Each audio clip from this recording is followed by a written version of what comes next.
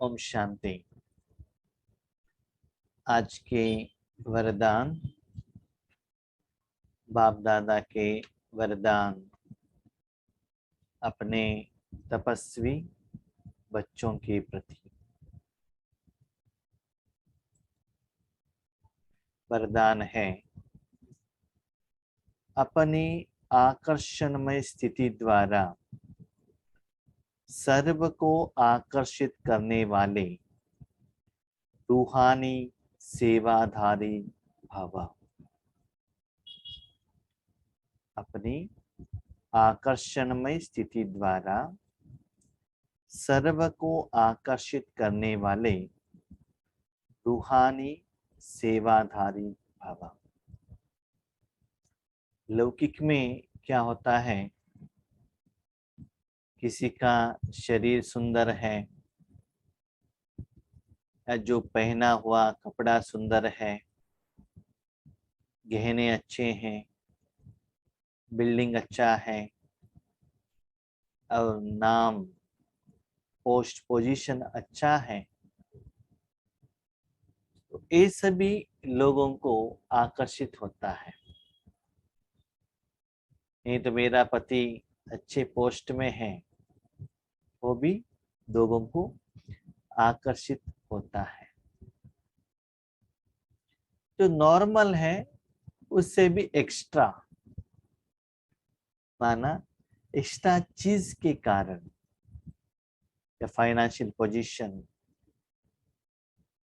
Originally मैं तो आत्मा हूं या व्यक्ति हूं, लेकिन उसमें जो एक्स्ट्रा साधन है, चीज है, वो लोगों को आकर्षित करता है। कोई कोई बहुत अच्छा भाषण करते हैं, कोई बहुत अच्छा डांस करते हैं, कोई अच्छा गाना सुना तक सकते हैं, कोई अच्छा जोक्स सुना सकते हैं, मिमिक्री कर सकते हैं। ऐसे उनमें जो विशेषता है या साधन है, वो लोगों को आकर्षित करता है। लेकिन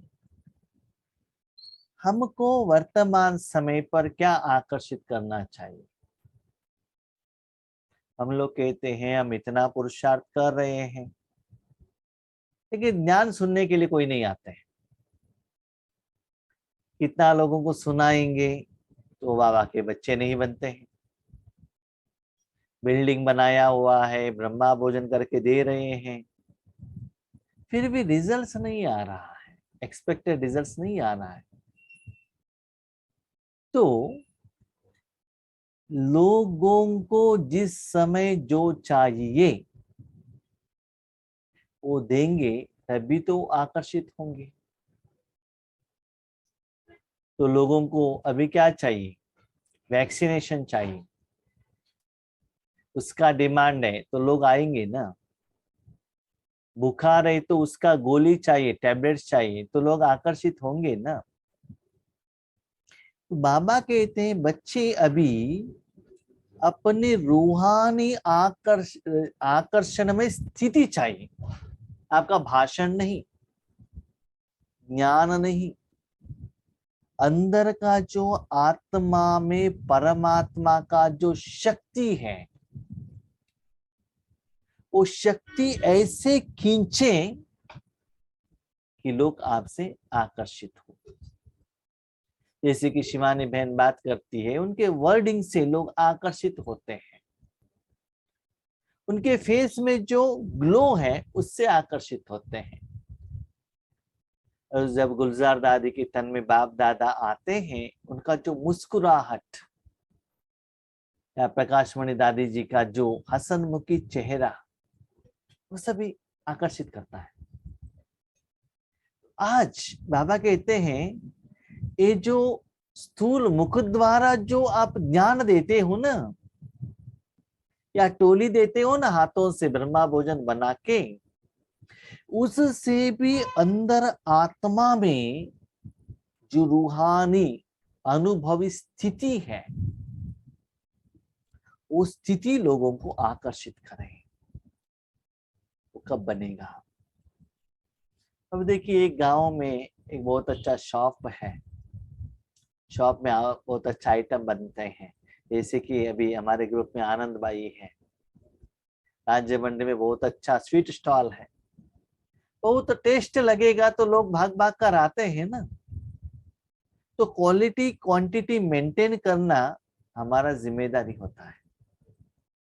तो वैसे ही जितना हम परमात्मा का जो रूहानी निराकार भोजन हमारे यहाँ बनाएंगे, तो वो जितना बनता है ना, लोग आकर्षित होंगे, तो आप उनके पास जाने का जरूरत नहीं रहता है। तो रूहानी भोजन बनाने में ज्यादा समय, ज्यादा शक्ति, ज्यादा संकल्प, उससे भी इंपॉर्टेंट वो जगह और साधन भगवान के हाथ में दे दो। जब अंदर में वो स्थिति का महसूसता होता ही जाएगा, अब लोग आकर्षित होंगे। छोटेपन में जब स्कूल में जाते थे तो रास्ते में एक बेकरी मिलता था जो मैन्युफैक्चरिंग, वहां जो बिस्किट बनाते थे, केक बनाते थे, उसका स्मेल है रोड तक आता था। तो स्मेल से हमको खाने को इच्छा तो लगता था, लेकिन इच्छा तो है, लेकिन पैसा तो नहीं है ना लेने के लिए। ठीक है, तो वैसे बाबा कहते भले आपको प्रोडक्ट दिखाई नहीं दे रहा है, बेकरी दिखाई नहीं दे रहा है, लेकिन उसका जो खुशबू है ना वो आपको आकर्षित करेगा। इसे वर्तमान समय के अनुसार खुशबू आना चाहिए। तो फर्स्ट उस खुशबू का, वाइब्रेशन का, स्थिति का अनुभव आपको होना चाहिए। वो जो बाबा का साथ का जो अनुभव है ना, आपको इतना खुश दे कि आपका मन बाहर कहां भी जाने का इच्छुक ना हो, यहां तक ईश्वरीय स्थूल सेवा में जाने के लिए भी इंटरेस्टेड ना हो, कहा घूमने के लिए भी इंटरेस्टेड ना हो, वाचा सेवा से भी मुक्त। तो ऐसे अपना अस्तित्व, जैसे कि पानी से आइस बनता है ना, कितना स्ट्रांग बनता है, उस आइस को आप छाछ में या जूस में डालेंगे तो क्या होगा, वो आइस के कारण वो जूस भी ठंडा हो जाएगा, बर्तन भी ठंडा हो जाएगा, और जूस जो लोग पीते हैं उनका पेट भी ठंडा हो जाएगा, वायुमंडल भी ठंडा होगा। लेकिन देखिए आइस तुरंत उस जूस से मिलता नहीं है, स्ट्रॉन्ग फॉर्मेट में ही रहता है। वैसे ही हम राजयोग द्वारा अपना मन को ऐसे स्टेबल बनाना चाहिए, ये हमारा स्थिति ऐसा स्ट्रांग हो, भले हम छाछ के अंदर है, जूस के अंदर है, जहां भी है, लेकिन हमारा स्थिति इंडिपेंडेंट, सेपरेट, ठंडा, कूल। तो मेरा स्थिति का प्रभाव मेरे सराउंडिंग में जो छाछ है, जूस है, बर्तन है, उसके ऊपर हो रहा है, लेकिन उसका असर हमारे ऊपर नहीं होना चाहिए। एक आइस आप इसमें डाल दीजिए छाछ में, 1 मिनट के लिए, छाछ ठंडा हो जाएगा। 1 मिनट के बाद उसी आइस को वापस ऊपर उठाइए, ठीक है, आइस मुंह में रखिएगा, बाहर थोड़ा सा उसका जो टेस्ट है लगता है, लेकिन अंदर से पानी ऐसा ही रहता है, ओरिजिनल जो फॉर्मेट है ना आइस ऐसा ही रहता है। तो हमें भी उस ओरिजिनल फॉर्मेट में रहना चाहिए। तो ऐसे रूहानी सेवाधारी भवा। हम लोग क्या करते हैं, वाचा सेवा, धन का सेवा, तन का सेवा करते हैं, लेकिन हमको क्या बनना है, रूहानी, माना अपने मन को भगवान के हाथ में देकर वहां रूहानी भोजन बनाकर देने के लिए आप आधार भवो, आधार बनो, सेवा तो बाबा करेगा। लेकिन याद रखिएगा, ये कब होता है, आपके यहाँ बाबा आकर ऐसा भोजन बनाता है, जब सभी लोगों को टेस्ट बेचता है ना, जैसे कि कहाँ भी जाएंगे तो पहले फ्री सैंपल बेचते हैं फ्री में, वो देखकर लोग भाग भाग कर शॉप में आ जाए। तो उतना समय एकाग्रता से आपको बाबा के हाथ में अपना मन देना बहुत जरूरी है। तो इस स्थिति से लोग आकर्षित होंगे और चुंबक के रूप में आपके पास आएंगे। आगे ऐसे सेवा करने के लिए आपको निमित्त बनना है। रूहानी सेवादारी कभी यह नहीं सोच सकते कि सेवा में वृद्धि नहीं होती या सुनने वाले नहीं मिलते। सुनने वाले बहुत हैं, सिर्फ आप अपनी स्थिति रूहानी आकर्षणमय बनाओ। आपका अंदर का स्थिति रूहानी नहीं है, सिर्फ आप ज्ञान सुनाते हो तो रिजल्ट्स नहीं आएगा। क्यों? कारण क्या है? जो बाबा ने ज्ञान दिया है, पंडित होकर आप ज्ञान सुना रहे हो, लेकिन अपने पुरुषार्थ में, अपने जिंदगी में धारणा नहीं कर रहे हो और परमात्मा का भोजन हर रोज खुद नहीं खा रहे हो। आपने प्रैक्टिकली अपने जिंदगी में नहीं किया और योग का अलग अलग स्टेज का अनुभव नहीं किया, खुद भोजन प्रिपरेशन नहीं किया, खुद नहीं खाया, सिर्फ ज्ञान सुनकर और किसी को सुनाते हो, तो रियल भोजन क्या है उनको कैसे पता चलेगा? अभी भोजन बनाने का फॉर्मूला बताने का समय नहीं रहा। अभी रेडीमेड भोजन देने का समय अभी आया है। इसलिए बाबा कहते हैं, वो जो आपके द्वारा जो जाने वाला एनर्जी है ना, निराकार एनर्जी, वो आकर्षित करे, न कि आपके मुख द्वारा जाने वाला कोई वर्डिंग्स, कोई ज्ञान, कोई कोर्स, कोई टोली। जब चुंबक अपनी तरफ खींच सकता है, तो क्या आपकी रूहानी शक्ति आत्माओं को नहीं खींच सकती? चुंबक को रखो और बाजू के लोहों में रखो। जहां चुंबक है, लोहा क्या करेगा? खींच कर उसके पास आएगा और चिपक जाएगा। वैसे ही प्यारे भाई बहनों, दुनिया वालों को इतना शांति चाहिए, इतना खुशी चाहिए, कितना सुख चाहिए। इनको जो चाहिए वो मिल जाएंगे ना, वो आपसे क्या होंगे? चुंबक हो जाएंगे। जैसे कि हमने देखा है, किसी फिल्म ने, किसी हीरो ने कोई हेयर कट कर दिया, तो तुरंत वो हेयर कट कितना आकर्षित हो जाएगा, सभी लोग उसको कॉपी करेंगे।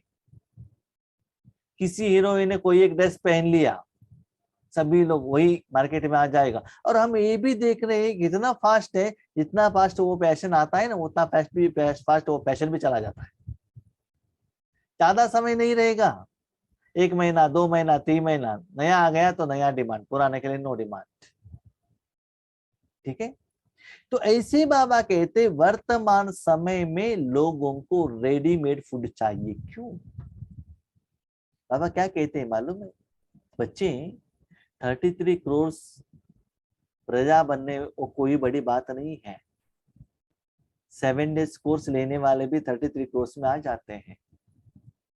पहले ऐसे जमाना था, लोग सेंटर में जाकर 7 डेज कोर्स लेने का। आज ऐसा नहीं है ना। साइंस के साधन द्वारा घर बैठे हुए भी आपको 7 डेज कोर्स मिल सकता है ना। लेकिन कौन रेडी होना चाहिए? 16,108, 108, 8 रतन ही रेडी होने में मुश्किल है। 7 दिन मिलना कोई बड़ी मुश्किल नहीं है। अंतिम विनाश के 6 महीने पहले, सतयुग स्टार्ट होने के 6 महीने पहले भी लोग आ जाएंगे, वो कोई बड़ी बात नहीं है। लेकिन ड्रामा विनाश क्यों नहीं हो रहा है? ये बाबा का प्रत्यक्षता क्यों नहीं हो रहा है? ये हायर लेवल आत्माएं अभी तक रेडी नहीं हो रहे हैं। तो सारे पंच तत्व और बाकी सारे आत्माओं के प्रति भगवान का एनर्जी पहले जाकर टेस्ट के रूप में उन तक पहुंचना चाहिए। जब वो आत्माएं वो टेस्ट का अनुभव करेंगे, तभी वो आपके सामने आएंगे, आपके पास आएंगे। याद रखिएगा, आपके भगत, आपकी प्रजाएं चारों ओर फैले हुए हैं। जो भी बिजनेस है ना, तुरंत फैलता नहीं है, पहले उनके एरिया में चलता है, उसके बाद उनके गांव में जाता है, उसके बाद एरिया क्या होता है, स्प्रेड होता ही जाता है। तो ऐसे ही अभी आपका रूहानी वाइब्रेशन है ना, इतना फैलना चाहिए, सारे विश्व तक चाहिए, तब वो टेस्ट देखकर वो लोग आएंगे। तो क्या आपकी रूहानी शक्ति आत्माओं को नहीं खींच सकती?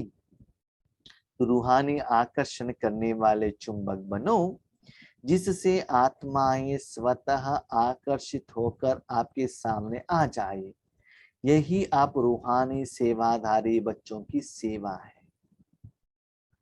जैसे हम बाबा के प्यार के कारण मधुबन में भाग भाग भाग भाग पर जाते हैं ना, भले तबीयत ठीक नहीं है, घुटने में दर्द है, ये जुआ है, डायमंड हॉल में सीट मिले या ना मिले, वहां गर्मी है ठंडी है, जो भी है भागते हैं ना। तो ऐसे ही जैसे आपको बाबा का प्यार, बाबा से मिलन, बाबा से रू रिहान कितना अच्छा लगता है। अब कितना फास्ट में जूम में आकर बैठते हो क्लास सुनने के लिए या योग करने के लिए, वैसे ही वो लोगों को भी वही अच्छा लगता है ना। तो बाबा से आप खा रहे हो ठीक है, लेकिन आपके द्वारा लोगों को कब खिलाएंगे? हजारों कोटों लाखों लोगों को देना है ना, तो उतना भोजन तो बनाना चाहिए ना। बच्चे देखो, ये रूहानी भोजन है ना, सिर्फ मनुष्य आत्माओं को नहीं, बच्चे तत्वों को भी देना चाहिए। न केवल वर्तमान समय में, वो भोजन आगे 5000 साल तक रहना चाहिए। उतना क्वांटिटी यहाँ हर दिन प्रोडक्शन होना चाहिए। जैसे कि अभी इंडिया में कितना पेट्रोल डीजल का स्टॉक रखते हैं, ग्रोसरी का स्टॉक रखते हैं, चावल गेहूं का स्टॉक रखते हैं आगे का 6 महीने के लिए, 1 साल के लिए, 2 साल के लिए। तो ऐसे ही ये रूहानी बाबा का एनर्जी 5000 साल तक स्टॉक रखना है। तो येउरी ने उस कर्म के लिए अपने तन और मन को कितना समय बाबा के हाथ में देना चाहिए। तो ऐसे सेवा में आप बिजी हो जाओ, तब आपको लोगों के पास जाने का जरूरत नहीं है, लोग आपके पास आने लगेंगे। स्लोगन, समाधान स्वरूप बनना है तो सबको स्नेह और सम्मान देते चलो। कोई भी समस्या आता है, उस समस्या समझो कि कोई आत्मा से आया, उसका समाधान देना है तो सभी को स्नेह और सम्मान देते चलो। स्थूल रूप में उस समय आपको लगता है कि ये समस्या के लिए ये आत्मा, ये व्यक्ति जिम्मेदार है, हम क्या करते हैं, उनके तरफ ही अटेंशन रखकर नेगेटिव बेचते हैं। ये ठीक होंगे तो ठीक हो जाएगा, इनमें प्रॉब्लम है, इनमें गुस्सा है, ये ठीक नहीं है। नहीं, हर एक आत्मा को स्नेह और सम्मान देते चलो तो समाधान मिल जाएगा। जब प्रकाशमणि दादी है ना, साकार में थी, हमने सुना है, यज्ञ में तो बहुत बड़े बड़े समस्याएं आती थी। वो समस्याएं लेकर टीचर्स दादी के पास आते थे। कभी कभी प्रॉब्लम ऐसा रहता था, सेंटर में ही रहने वाले 2 टीचर के बीच में होता था, ठीक है, उनको गुस्सा रहता था। दादी के सामने आती थी समस्या कहने के लिए, दादी कहती थी ठीक है समस्या बाद में देखेंगे, आ जाओ ना, गले मिलो ना। तो इतना प्यार देती थी दादी। उस प्यार में जो रिस्पेक्ट, दादी ने मुझे गोद में ले लिया, तो वो प्यार में क्या होते थे, आत्माएं दादी को सरेंडर हो जाते थे और दादी के बात को सुनते थे, रिस्पेक्ट देते थे। ऐसे बाबा कहते हैं, भले स्थूल रूप में आप तन से किसी को गोद में लेने का जरूरत नहीं है, सभी को ले भी नहीं सकते हैं, लेकिन मन से तो हम उनको इक्वल रिस्पेक्ट तो दे सकते हैं, स्नेह मान आप सम्मान, सम्मान भी दे दो, कोई भी हो, तन के रूप में हो, आपके बच्चे हो, बहू हो, पति हो, माँ हो, आपसे बड़े हो, छोटी हो, और कोई आपसे भी नीचे ग्रेड वाले, धर्म वाले हो, अनएजुकेटेड हो, कोई भी हो, जब भगवान इतना हायर अथॉरिटी हमको हर रोज नमस्ते करते हैं, तो वो भी एक आत्मा है ना। तो उस आत्मा को पहले अपने मन से स्नेह और रिस्पेक्ट दे दो। वो आत्मा के प्रति आपको कभी भी घृणा भाव नहीं रहना चाहिए। दया भाव रखो, सम्मान दो, तब समस्या का समाधान मिल जाएगा। ठीक है, अच्छा, ओम शांति। समाधान स्वरूप बनना है, समस्या स्वरूप नहीं बनना है। तो समाधान देना है तो दान करो, समान दान करो। क्या समान दान? समस्या कब आता है? आप और उनके बीच में कुछ हिसाब किताब है, इसलिए तो समस्या आता है। तो लौकिक में भी कहते हैं ना ब्राह्मण, ये समस्या समाधान होना चाहिए तो ये दान दे दो भगवान को। ऐसे रिस्पेक्ट के रूप में, इक्वलिटी के रूप में भगवान की शक्ति को इक्वलेंट दान देते चलो। तब आपके साथ जो भी आत्माओं के साथ जो समस्या है उसका समाधान मिल सकता है। दान करो, अकाउंट सेटलमेंट हो जाएगा, समस्या खत्म हो जाएगा, समाधान मिल जाएगा। ठीक है, अच्छा, ओम शांति।